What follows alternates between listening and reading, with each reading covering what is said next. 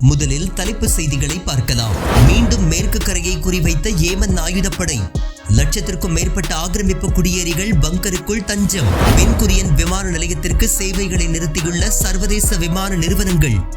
Yemen ஆயுதப்படைகளுக்கு கிடைத்த மாபெரும் வெற்றி. காசா போரை முடிவுக்கு கொண்டு வரும் வகையில் இஸ்ரேல் மீது மேலும் அதிக தடைகளை விதிக்க வேண்டும். ஐரோப்பிய ஒன்றியத்திற்கு ஸ்பெயின் பிரதமர் வலியுறுத்தல். நெருப்பை பார்த்தாலே பயம் வருகின்றது. பாலஸ்தீனியர்களே, எங்களை மன்னித்து விடுங்கள். குழந்தைகள் எரித்து கொல்லப்பட்ட சம்பவத்தை சுட்டிக்காட்டி ஐநா சிறப்பு தூதர் பகிரங்க வருத்தம். காசா சிட்டி சம்பவத்திற்கு பழிக்கு பழி. ஆக்கிரமிப்பு படைகளை குறிவைத்து அதிரடி ராணுவ நடவடிக்கை மேற்கொண்டதாக ஹமாஸ் அறிவிப்பு. இழப்பு விவரங்களை வெளியிடாத இஸ்ரேல். காசாவில் இஸ்ரேல் செய்து வரும் காரியங்கள் தீவிரவாத ஒழிப்பாக தெரியவில்லை. அனைத்து எல்லைகளையும் மீறிவிட்டது இஸ்ரேல். ஜெர்மனி பிரதமர் ஃப்ரைட்ரிச் மெர்ஸ் கடும் விமர்சனம். இனி செய்திகளை விரிவாக பார்க்கலாம். ஆக்கிரமிப்பு மேற்கு கரையில் உள்ள இஸ்ரேல் செட்டிலர்களை குறிவைத்து ஏமன் ஆயுதப்படைகள் மிசைல்ஸ் தாக்குதலை நடத்தியுள்ளனர். இந்த தாக்குதல் காரணமாக ஆக்கிரமிப்பு நப்லஸ் நகரத்தை சுற்றியுள்ள 10க்கும் மேற்பட்ட குடியிருப்புகளை சேர்ந்த லட்சத்திற்கும் மேற்பட்ட சட்டவிரோத ஆக்கிரமிப்பு குடியேற்றவாசிகள் செவ்வாய்க்கிழமை அதிகாலை பங்கருக்குள் தஞ்சமடைந்தனர்.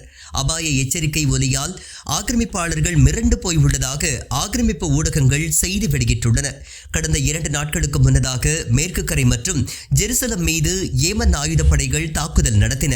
பென்குரியன் விமான நிலையத்தை முடக்கும் திட்டத்தை அறிவித்த ஏமன் ஹவுதிகள் அதனையொட்டி தங்களது தாக்குதல் வியூகங்களை மாற்றியுள்ளனர். இதன் காரணமாக முன் எப்போதும் இல்லாத வகையில் மத்திய இஸ்ரேலில் அதிக இடங்களில் அபாய எச்சரிக்கை ஒலி எழுப்பப்பட்டுள்ளது. செவ்வாய்க்கிழமை ஏமனில் இருந்து வீசப்பட்ட மிசலை நடுவானில் தடுத்ததாக இஸ்ரேல் ஆக்கிரமிப்பு படைகள் தெரிவித்துள்ளன. ஏமன் ஆயுதப்படைகளின் தொடர் தாக்குதல் காரணமாக சர்வதேச விமான நிறுவனங்கள் இஸ்ரேலுக்கு தங்களது போக்குவரத்து சேவையை நிறுத்தியுள்ளன. இஸ்ரேலின் ஈலட் துறைமுகத்தை முடக்கியது போல ஹைஃபா துறைமுகம், பென்குரியன் விமான நிலையமும் முடக்கப்படும் என்று ஏமன் ஹவுதி படைகள் அறிவித்தன. இதனையொட்டி அண்மையில் ஏமன் படைகள் மே 4ஆம் தேதி ஏவிய மிசைல் இஸ்ரேலின் அனைத்து வான் தடுப்புகளையும் முறியடித்து பென்குரியம் விமான நிலையத்தின் டெர்மினல் 3 உள்ள கட்டுப்பாட்டு டவர் அருகே தாக்கியது. இதனால் அதிர்ந்து போயுள்ள சர்வதேச விமான நிறுவனங்கள் அடுத்தடுத்து தங்களது போக்குவரத்தை நிறுத்துவதாக அறிவித்துள்ளன. ஜூலை 31ஆம் தேதி வரை, அதாவது சுமார் 2 மாதங்கள் பென்குரியன் விமான நிலையத்திற்கு போக்குவரத்தை நிறுத்துவதாக பிரிட்டிஷ் ஏர்வேஸ் அறிவித்துள்ளது. முன்னதாக Air France, LOT, Polish airlines நிறுவனங்கள் போக்குவரத்தை நிறுத்துவதாக அறிவித்திருந்தன. மேலும் ஸ்பெயினின் எப்ரியா நிறுவனம் மே மாதம் முழுவதும் தங்களது போக்குவரத்தை நிறுத்துவதாக அறிவித்தது. மேலும் லத்வியாவின் ஏர் பால்டிக் நிறுவனம் ஜூன் 2ஆம் தேதி வரை போக்குவரத்தை நிறுத்தியுள்ளது. அதுபோக ITA airways, Lufthansa, Austrian Swiss, Brussels airlines, Eurowings நிறுவனங்கள் ஜூன் 8ஆம் தேதி வரை போக்குவரத்தை நிறுத்துவதாக தற்போது அறிவித்துள்ளன. மேலும் ரேனாயர் நிறுவனம் ஜூன் 11ஆம் தேதி வரை போக்குவரத்தை நிறுத்துவதாக அறிவித்துள்ளது. யுனைடெட் ஏர்லைன்ஸ் ஜூன் 12ஆம் தேதி வரை போக்குவரத்தை நிறுத்துவதாக அறிவித்துள்ளது. மேலும் ஏர் இந்தியா ஜூன் 19ஆம் தேதி வரை போக்குவரத்தை நிறுத்துவதாக அறிவித்துள்ளது. பல விமான நிறுவனங்கள் ஏற்கனவே அறிவிக்கப்பட்ட சஸ்பெண்ட் தேதியை அடுத்தடுத்து நீட்டித்து வருவதால் ஆக்கிரமிப்பு நிர்வாகத்தின் போர் நிறுத்தப்பட்டால் மட்டுமே விமான போக்குவரத்து சீராகும் என்று தெரிகின்றது. ஏமன் ஆயுதப்படைகளின் தாக்குதல் இஸ்ரேலில் உயிரிழப்புகளை ஏற்படுத்தாவிட்டாலும் கடும் பொருளாதார பாதிப்புகளை ஏற்படுத்தியுள்ளது. அதே நேரம் அமெரிக்கா மற்றும் இஸ்ரேலின் கொடூரமான தாக்குதல்களால் பல இழப்புகளை ஏமன் படைகள் சந்தித்துள்ளன. இருப்பினும் பின்வாங்காமல் தொடர்ந்து உறுதியுடன் தங்களது நடவடிக்கைகளை அவர்கள் நீட்டித்து வருகின்றனர். இஸ்ரேல் மீது கடுமையான தடைகள் விதிக்கப்பட வேண்டும் என்று ஐரோப்பிய ஒன்றியத்திற்கு ஸ்வீடன் பிரதமர் உல்ஃப் கிறிஸ்டர்சன் வலியுறுத்தியுள்ளார். காசாவிற்கு உணவுப் பொருட்கள் இறக்குமதியை தடை செய்துள்ளது குறித்து இஸ்ரேலுக்கான தூதரை நேரில் அழைத்து விளக்கம் கேட்க உள்ளதாகவும் ஸ்வீடன் வெளியுறவுத்துறை தெரிவித்துள்ளது. காசாவிற்குள் எந்தவிதமான மருந்துகள், குடிநீர் உள்ளிட்ட எவ்வித அத்தியாவசிய உணவுப் பொருட்களும் செல்லாமல் கடந்த 3 மாதங்களாக இஸ்ரேல் தடுத்து வைத்துள்ளது. இதனால் சுமார் 20 லட்சம் மக்கள் பட்டினி சாவை எதிர்கொண்டு வருகின்றனர். உலக நாடுகளின் கடும் கண்டனத்தை தொடர்ந்து குறைந்த அளவு சப்ளைக்கு மட்டும் அனுமதி அளித்துள்ளது. இது போதுமானதாக இல்லாததால் இருப்பதால் கர்ப்பிணி பெண்கள், குழந்தைகள், முதியவர்கள் தங்களது இறுதி நாட்களை எண்ணி வருகின்றனர். இந்நிலையில் காசாவிற்கு முழு அளவில் நிவாரணம் வழங்க வலியுறுத்தி இஸ்ரேல் மீது ஐரோப்பிய ஒன்றியம் தடைகளை விதிக்க வேண்டும் என்று ஸ்வீடன் பிரதமர் வலியுறுத்தியுள்ளார். தற்போது இஸ்ரேல் மீதான அழுத்தங்கள் அதிகரிக்கப்பட்டுள்ளது. ஒரு நல்ல செயலுக்காக இந்த அழுத்தங்கள் விதிக்கப்படுகின்றன என்று ஸ்வீடன் பிரதமர் குறிப்பிட்டுள்ளார்.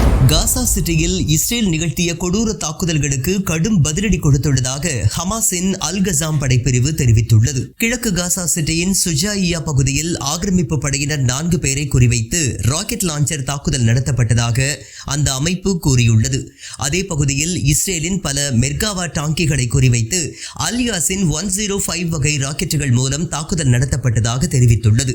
முன்னதாக ஹமாஸ் விடுத்த அறிக்கையில் ஞாயிற்றுக்கிழமையும் இஸ்ரேல் ஆக்கிரமிப்பு படைகளை குறிவைத்து தங்களது அமைப்பு நடத்திய தாக்குதலில் ஏராளமானவர்கள் கொல்லப்பட்டதாகவும் பலர் காயமடைந்ததாகவும் கூறியுள்ளது. கான் யூனிஸில் ஆக்கிரமிப்பு படைகள் தங்கியிருந்த வீட்டை தகர்த்ததில் அதில் இருந்த ஆக்கிரமிப்பு படையினர் பலியாகி இருக்கலாம் அல்லது படுகாயமடைந்திருக்கலாம் என்றும் அல்-கசாம் படை கூறியுள்ளது.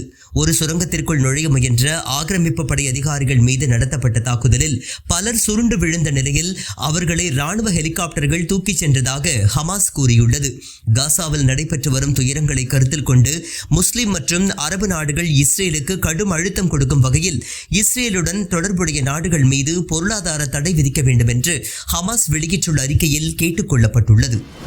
காசாவில் இஸ்ரேல் நிகழ்த்தி வரும் காரியங்களை பார்க்கும் போது அது தீவிரவாத ஒழிப்பு நடவடிக்கையாக தெரியவில்லை என்று ஜெர்மனி பிரதமர் ஃப்ரைட்ரிச் மெர்ஸ் விமர்சித்துள்ளார்.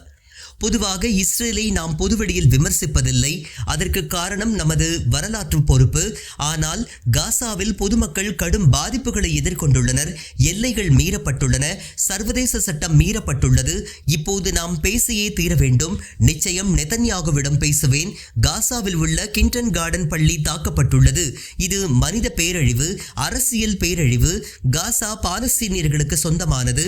அவர்களை அங்கிருந்து வெளியேற்றும் முடிவை ஜெர்மனி ஒருபோதும் ஏற்றுக்கொள்ளாது. 2 நாடுகள் கொள்கைதான் இதற்கு தீர்வு. அதனை ஜெர்மனி உறுதியாக ஆதரிக்கின்றது. முன்னதாக ஸ்பெயின் உள்ளிட்ட நாடுகள் இஸ்ரேல் ஆயுத ஏற்றுமதிக்கு ஐரோப்பிய ஒன்றியம் தடை விதிக்க வேண்டும் என்று கேட்டுக்கொண்ட போது அந்த முடிவில் தங்களுக்கு உடன்பாடு இல்லை என ஜெர்மனி அறிவித்தது.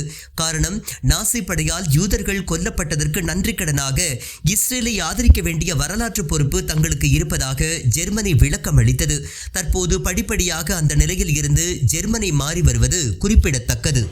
முக்கிய நிகழ்வுகளை விரைவு செய்திகளாக பார்க்கலாம். அமெரிக்காவின் மத்தியஸ்தம் அடிப்படையில் 60 நாட்கள் போர் நிறுத்த ஒப்பந்தத்திற்கு ஹமாஸ் சம்மதம் தெரிவித்துள்ளதாக செய்திகள் வெளியான நிலையில் இதனை அமெரிக்கா மறுத்துள்ளது. மேலும் இஸ்ரேலும் அந்த பேச்சுவார்த்தையை ஏற்றுக்கொள்ளவில்லை என்று கூறியுள்ளது.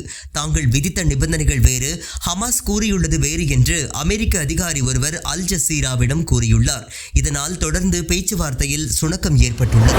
காசா சிட்டியில் அண்மையில் பள்ளிக்கூடத்தின் மீது இஸ்ரேல் நடத்திய தாக்குதலின் போது வகுப்பறையில் தஞ்சமடைந்து உறங்கிக் கொண்டிருந்த 36 பேர் உயிருடன் எரித்து கொல்லப்பட்ட வீடியோ வெளியாகி உலகத்தையே உலுக்கியுள்ளது.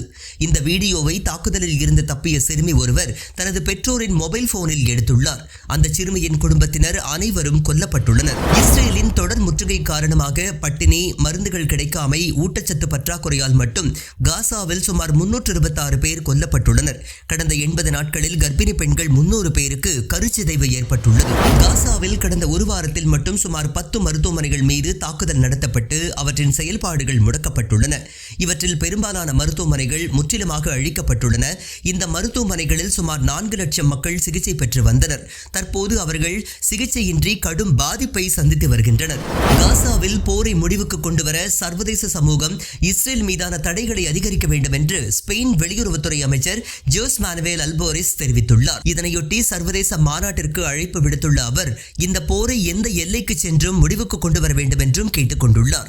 இந்த போரை தொடர்வதற்கு இஸ்ரேல் கூறும் எந்த காரணத்திலும் நியாயமில்லை என்று அவர் குறிப்பிட்டுள்ளார். காசாவில் உள்ள மக்களின் அனைத்து தேவைகளும் பூர்த்தி செய்யப்பட வேண்டும் என்றால் குறைந்தபட்சம் 43,600 ட்ரக்குகள் தேவை என்று சுகாதாரத்துறை தெரிவித்துள்ளது.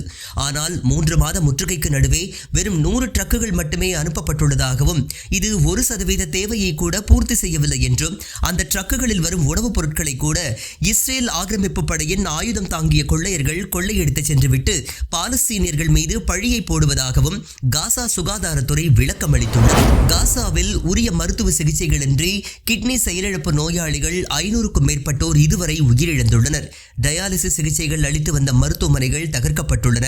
கடந்த ஒரு வாரத்தில் மட்டும் 26 கிட்னி நோயாளிகள் உரிய சிகிச்சையின்றி உயிரிழந்துள்ளனர். கோழைத்தனத்தின் உச்சமாக பாலஸ்தீனியர்களை இஸ்ரேல் ஆக்கிரமிப்பு படைகள் மனித கேடயங்களாக பயன்படுத்தி வருவதாக ஹமாஸ் குற்றம் சாட்டியுள்ளது. காசா மற்றும் மேற்கு கரை பகுதிகளில் பாலஸ்தீனியர்களை கைது செய்து அவர்களை தங்களது இடங்களில் தங்க வைத்துக் கொள்ளுதல், சண்டை நடைபெறும் இடங்களில் விரட்டியடித்தல் போன்றவை மூலம் இஸ்ரேல் படை தங்களை தற்காத்துக் கொள்வதாக ஹமாஸ் குற்றம் சாட்டியுள்ளது. சர்வதேச சமூகம் தனது மௌனத்தை களைய வேண்டும் என்றும் ஹமாஸ் வலியுறுத்தியுள்ளது.